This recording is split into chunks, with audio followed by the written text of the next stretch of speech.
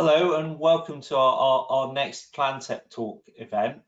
This time we've actually got Nathan Pearce, who's the head of the Smart London team, who basically runs the smart city strategies on behalf of the GLA.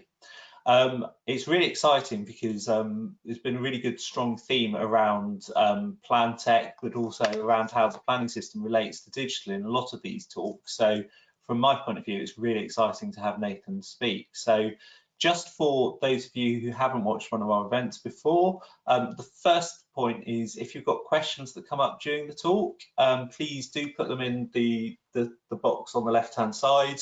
And I'll do my best to kind of bundle them up and put them to Nathan afterwards. The second point is the format of the event is that it's a talk for about 15 minutes. And I'll interject if you go far beyond that, Nathan. And then about 15 minutes Q&A afterwards. So I'll hand over to you, Nathan. Brilliant. Thank you very much for that. Hi, everybody. Yeah, my name's Nathan Pearce. I'm the head of the Smart London team at the Greater London Authority. And I'm also Programme Director of a project called Sharing Cities, which is what I'm going to be talking to you about today, which again we run from the Smart London team in the Greater London Authority. The Smart London team has two sort of key roles in the GLA. One is that we support the Chief Digital Officer, Theo Blackwell. We support him in his smart city strategy, which is called Smarter London Together. And we support him in terms of keeping that up to date and managing all of the actions. And then the other half of the team deliver Sharing Cities, which is the largest of the smart city projects that we do from the Greater London Authority. So Sharing Cities is a Horizon 2020, so European Union funded programme that's received around 24 million euros in funding, so pretty big, definitely the largest Horizon 2020 programme that we run from the GLA. And it's an international project which is led by London, by the Greater London Authority, and it covers the three what we call lighthouse cities of London, Lisbon and Milan. And in London specifically, it's the Royal Borough of Greenwich, which is the demonstrator area. And these three lighthouse cities receive significant amount of grant funding to trial and test 10 types of smart city technology in a kind of small area about the size of 2 to 3 wards, so a couple of square kilometre area, and to test all these different types of technology at the same time to see what impacts they have, to see if they work. This is a research and development programme, and also to see how these different types of technology interact with each other, which is a really important thing because when smart technology is commissioned, it's often not commissioned in a bubble. It often has to interact with lots of different types of technology. And then alongside our lighthouse cities, we also have what we call our fellow cities, which we again have 3 of. This is Warsaw in Poland, Burgas in Bulgaria, and Bordeaux in France. And the idea is that these 3 cities don't receive grant funding in the same way that our lighthouse cities do. Instead, we have to prove the business model and business case of the technology that we've deployed in the lighthouse cities in such a way that the fellow cities can replicate it and go to the financial markets, get investment and replicate what worked in the lighthouse cities. So inside the programme, we have built in a model of scaling up and replicating what works. So it's really, really important that whatever we do is focused on developing that business model. So the types of technology that we are deploying, you can see them sort of outlined on this slide. They come under 3 main categories of platform, people and place. The most numerous one is place, because much of what we do is smart street infrastructure. So this covers a range of things around mobility, buildings, lampposts. So we're looking mainly at low carbon technology in sharing cities. So this includes e-logistics vehicles, e-cars, electric charging points, all of that infrastructure that you need in order to encourage a reduction in the amount of petrol and diesel cars. We've done a lot in terms of retrofitting buildings to make them as smart as they can, and I'm going to talk a bit about some of the results that we've seen from that soon. This has been the more expensive, the more complicated part of the Sharing Cities programme. Many things impact on retrofitting large-scale building projects. You know, we've had issues with elections, we've had issues with engaging with the residents, but, and I'll talk about this a bit more soon, the results from this have been excellent, and the energy reduction we've seen from retrofitting buildings has been great. We've installed thousands of smart lampposts and various sensors that go on them, and also hundreds of e-bikes. Actually, this infographic you see in front of you is already a bit out of date. We've installed now around 2,000 e-bikes across 3 cities. We've also done quite a lot in terms of community engagement. So this is the people strand.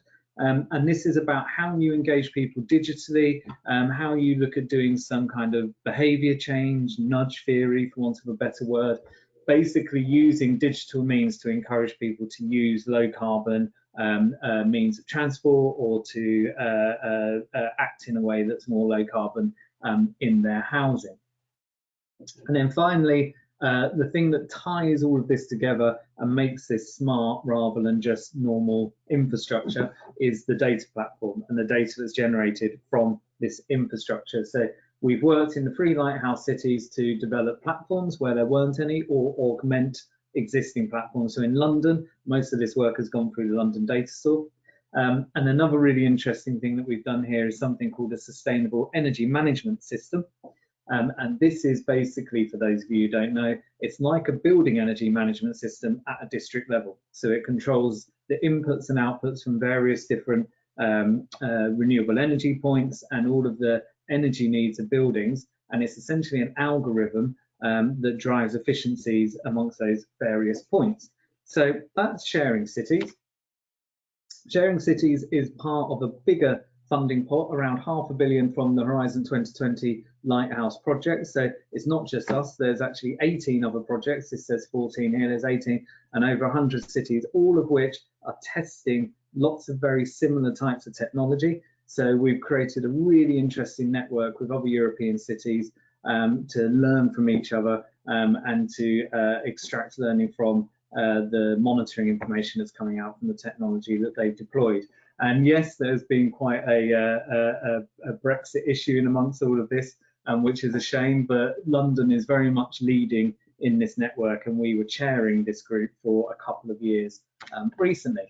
So some of the results that we've had, one thing I didn't mention, so it's a 5-year program and we're in that last year. So actually we've implemented and deployed pretty much everything now. There are a few delays in the building retrofits. Of the 14 building retrofit projects, 2 are experiencing some delays, but largely we've completed everything. So we're in that phase now of scaling up, replicating, and getting the performance monitoring information from the various measures that we have implemented. So we have achieved far more than what I'm about to show you, but I think some of these are the highlights from what we've managed to do. So in terms of e-mobility measures, you know, we've managed to save a huge amount of carbon already, but more importantly than this, we have proven the concept for low carbon mobility measures in a city, particularly the argument around mobility as a service, and particularly the argument about integrating cycle schemes, e-bikes, electric cars with existing public sector transport networks. And this is really being seen in Lisbon, which is, if you know the city, it's a hilly city. It's built on 7 hills. And we didn't think that the e-bike network would take off there very well because of the hilly nature of the city. But after an initial run of a couple of 100 e-bikes, they've now gone to commission 2,000. And what's been really interesting there is that you can get on a train, get off a train, straight onto the bike, straight to your office, and it's all seamless. Very similar to what we have in terms of Oyster card connectivity here in the UK. So this is something that we're really proud of. And this is really important now when it comes to COVID-19 recovery, because we are potentially looking at lots of people wanting to drive into London when restrictions are lifted and they can go back into the office. So this is something that is really useful for us to have information on. We've managed to deliver a lot more technology than what we were contracted to. And we've seen a huge reduction in terms of kilowatt hours through retrofitting buildings to be more energy efficient. Now, the real headline here for me is, in our energy efficiency measures, we obviously had to do the standard stuff first, so stuff like insulation and making sure that the windows were double glazed and so on. And then we added in lots of smart controls, so stuff that monitors and measures the air, temperature, and also things around connectivity as well. Once we had installed all of these things, we were looking at 50 to 60% energy savings. And then if you put a sustainable energy management system on top of that, a further 10% energy savings. So we're really happy with the results that come out of this. And I will admit, actually, they've been better than what we had originally modelled, which is nice. We've got the first water source heat pump on public housing, which is going into the ground as we speak. We've managed to start work on that again in Greenwich. So there'll be 2 large public sector housing estates in Greenwich that will be heated by the Thames.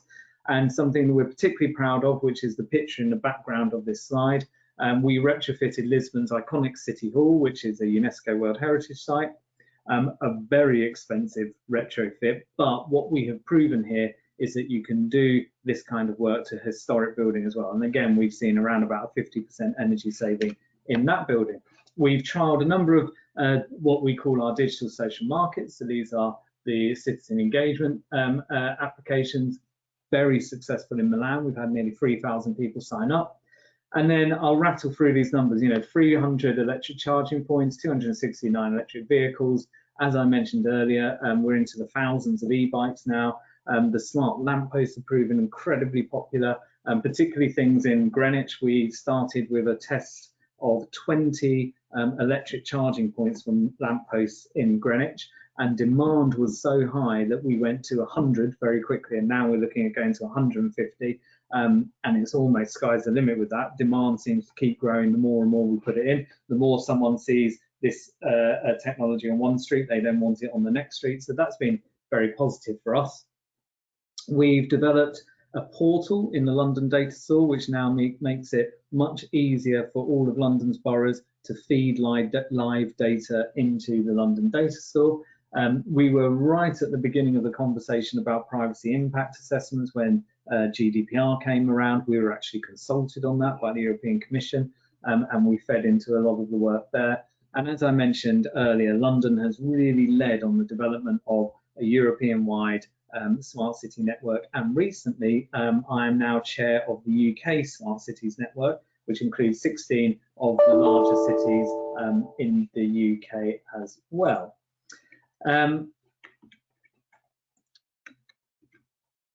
So in Greenwich particularly, so those results cut across all of the cities at European level. So in Greenwich, I think I've mentioned already the water source heat pump. We've got a fully functioning sustainable energy management system. A number of electric mobility services are already underway. One thing that they were particularly keen on in Greenwich was coach parking, which is a real problem for them in Greenwich because it's a very popular tourist spot. So we've now got smart parking system in, which allows the council to monitor where coaches are and obviously enforce that in a more effective and timely manner. We've delivered over 400 smart lampposts, which I've already mentioned, and we've got the Energy Champions digital social market operating in the housing schemes there. So not only have we got really impressive results at the programme level, in London we're having a real, or we've had a real impact as well. Now, this obviously, the recent situation with COVID-19 has obviously caused us some problems. So not less the fact that building work had to stop.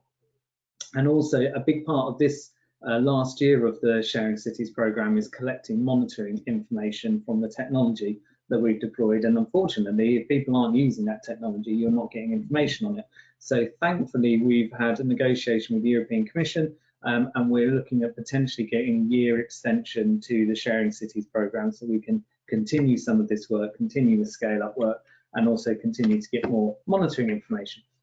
Now, these last couple of slides, I'm going to talk a bit about the way that we're planning to scale up and get as much impact for London as we possibly can. One way we're doing that is we are trying to reinvent the way that we learn from projects like this. There are so many projects that happen that are funded by not only the Commission but central government, where a few case studies are written up and then that's the last you hear of them. We are trying to capture this information in a way which we call our packaging framework and playbooks. Two of these are now live on our website, where we capture all of the information that we think a city officer needs in order to commission this technology themselves. So we're not telling them how to do it, but we're providing them with all of the information they would need to develop a briefing for their directors or their politicians, which would hopefully put the case forward for them doing this technology. So this covers everything from the market context, the business models, the financing, how much we paid for it, how we commissioned it, how we procured it, the technical designs, planning implications, how we consulted, and the indicators monitoring and the implementation plan. We've collected this information together. We're going to do this for each of the different types of technology that we've deployed in sharing cities. And not only are we doing this for sharing cities, but we also hope that this can start to become a model for how we capture information from these projects that we do. And there's a number of other ways that we are scaling up in London. So we're feeding the learning from sharing cities into a project that we call Digital Districts, which looks at how you implement smart technologies on new developments. So for example, on the Olympic site or the big development at Old Oak Common. We are looking to mainstream our learning from energy efficiency, particularly into conversations around positive energy districts. We've got a lot of information there that we can help there, and obviously the increased working from home demand that there inevitably is going to be. We've got lots of performance monitoring information we can share. There's the playbooks that I mentioned, and also we've got a long list of use cases now that we've tried and tested. We've been working on something called the IoT framework, which is a checklist for commissioners, particularly in local authorities, for when they purchase Internet of Things technology, of things they need to consider, everything from cybersecurity to procurement to outcomes-based commissioning to environmental concerns, etc., etc. We're feeding in to a conversation in London around digital twins. A lot of what we did in sharing cities could be labelled as digital twins. We never did, but it's very similar to that. We've been developing these city networks I mentioned already, and finally we're feeding in as much now to mayoral strategies, particularly those around the high street, around housing, and also the upcoming data vision strategy around data, which is currently being worked on by the Chief Digital Officer. So I know I've gone a little bit over there. I've finally got to the end. Thank you very much. Thank you, Nathan. That was really fascinating. We've actually got some really detailed questions for you, so you may have to want to duck some of them. But I'll touch on some of them first. And I think that the thing that I was most interested around sharing cities is kind of around how the other people can take the learning from it. So I was really pleased that you spent quite a bit of time on that. But one of the questions we had was actually about the learning from the retrofitting exercise. So the wording was, how will the technical info gained on retrofitting buildings be made available? So if I could just talk that slightly, and also how will the learning be made available? Yeah, so I mean, I've already covered that a little bit, but I can go into a little bit more detail on that. So we are currently putting together the playbook, manual is another term, for the retrofit work that we did. That's proving to be the most complicated and difficult playbook that we're developing. Developing a playbook on an electric bike is one thing.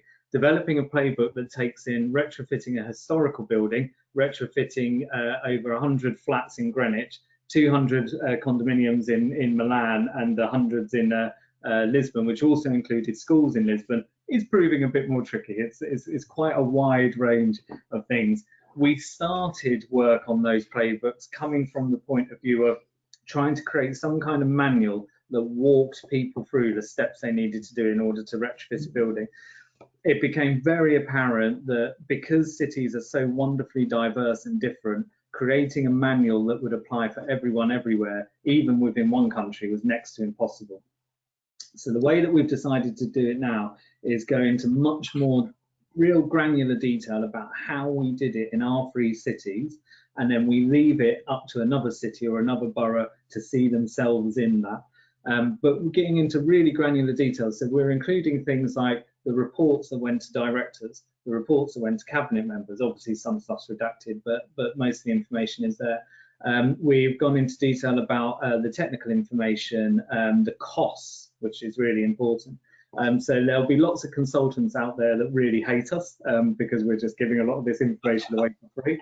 But we think it's really important to help people to commission with more confidence. And that is our target market here as a Sharing Cities project. It's cities, it's city officers.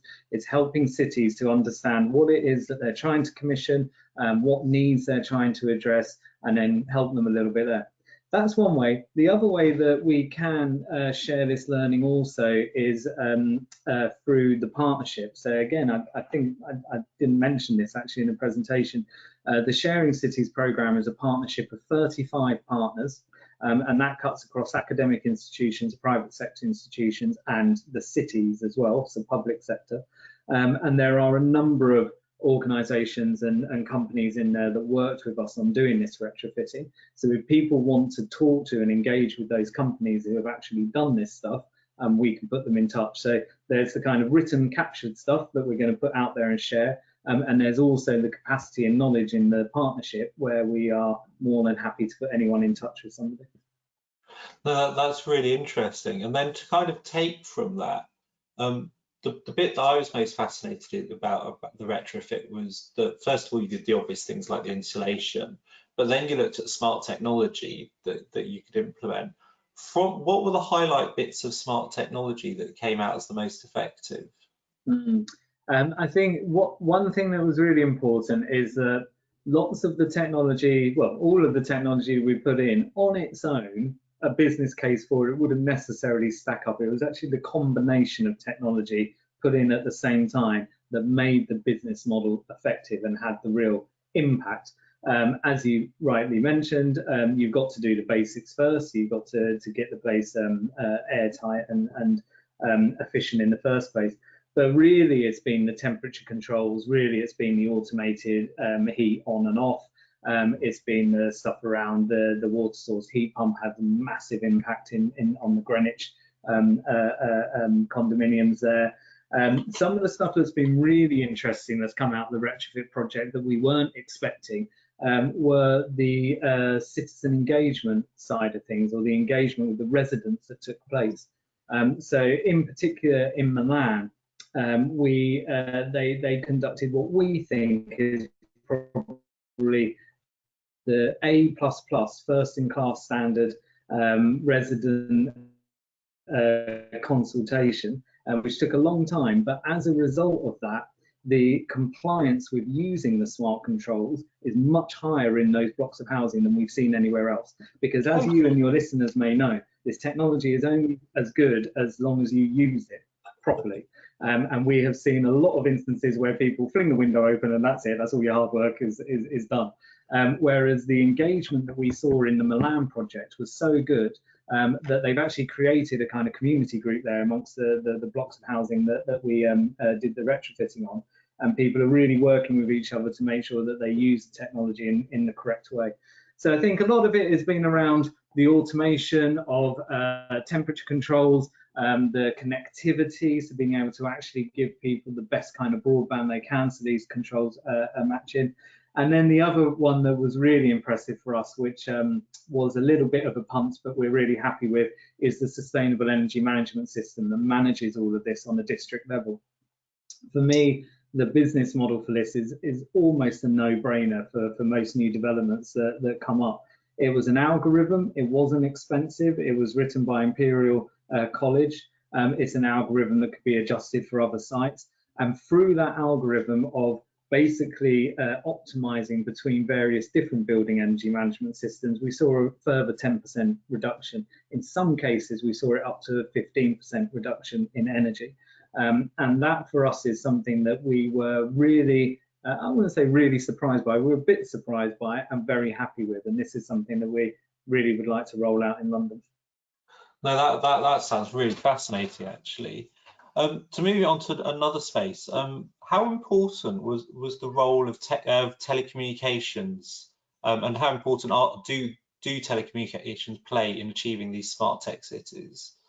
So you mean the kind of networking side of things, and it's really important. I mean, one of the challenges we had in sharing cities is because the work was done, as I said, in a kind of area about the size of 3 wards, and we didn't really have the networks in place, the LoRaN networks or the 5G networks or any of these things, because it's quite hard. You don't buy a network like that just for a couple of wards. You tend to buy it for the whole city or the whole borough. So that posed us some technical issues. We created some kind of temporary networks and closed loop networks in there. But it's absolutely vital. You know, if you're putting 30 to 40 sensors on a couple of hundred lampposts, they need to talk to each other. They need to be able to connect. A smart lamppost is only as good as the fibre that's connecting it. So this becomes a really important part of future master planning. You know, some of the conversations we're having now with new developments in London is, yes, you need to get full fibre to every home, but have you thought about getting full fibre to every lamppost as well? Because increasingly they're going to have 5G on them, LED signs on them, electric charging points on them, sensor arrays, etc., etc., etc. So I think, yeah, it's really important, and the possibilities there are very interesting from a business model point of view. It's some of the most interesting, and it's definitely where investors have really wanted to learn more. Because when an investor invests in something like a smart lamppost, which is networked together, yeah, there's the immediate use for it, but the potential use cases that come off that asset in the future, which we don't know about yet, are what are really interesting to them. Yeah, they do, don't they? Because what if every lamppost could be a 5G connector point or something? Yeah, really interesting space. The kind of the moving, because I'm really aware we're running out of time and I don't want to miss anything important.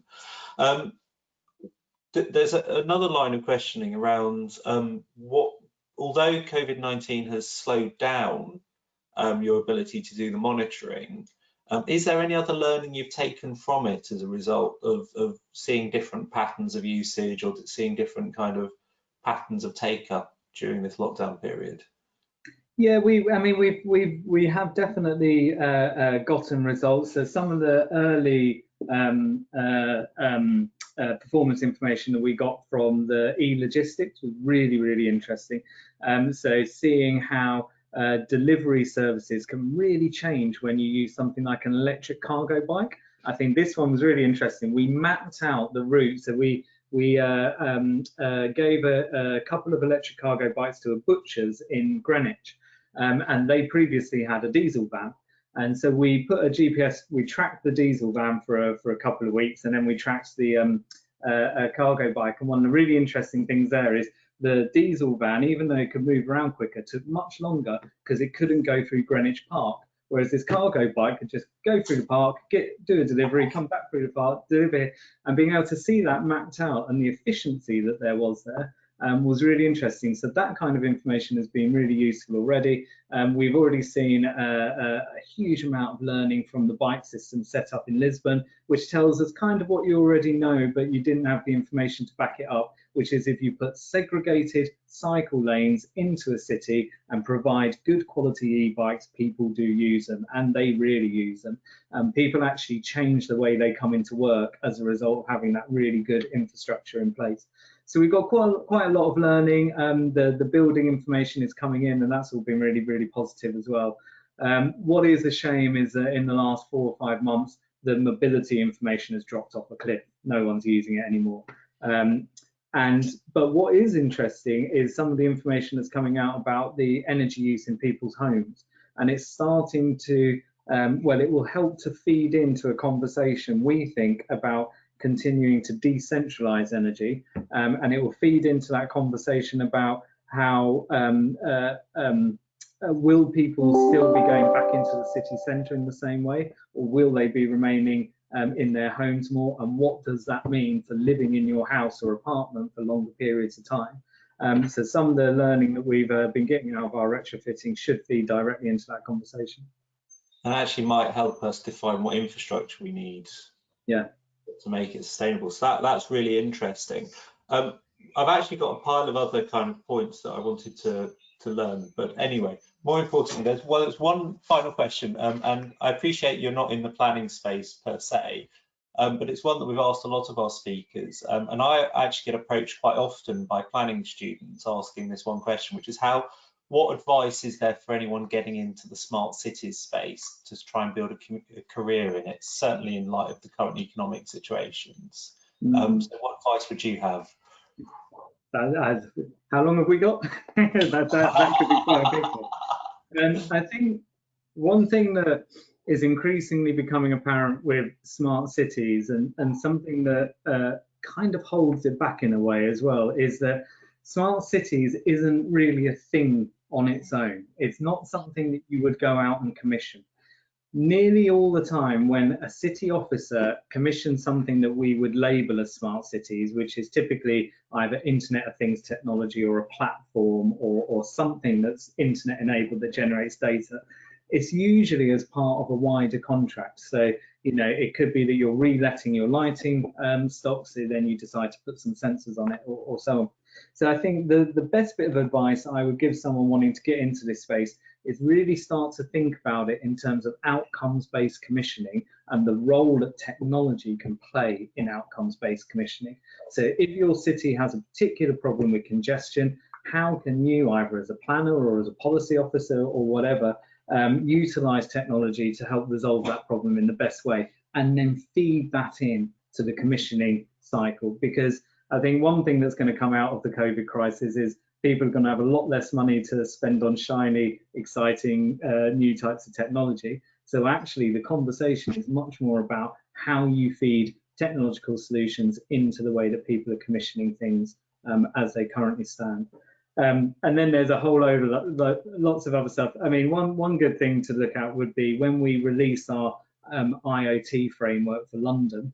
I think that would be a bit of a goldmine of information for anybody who wants to get into this space, because we look at everything there from the ethics of doing this type of technology, the sustainability of doing this type of technology, the security, etc., etc.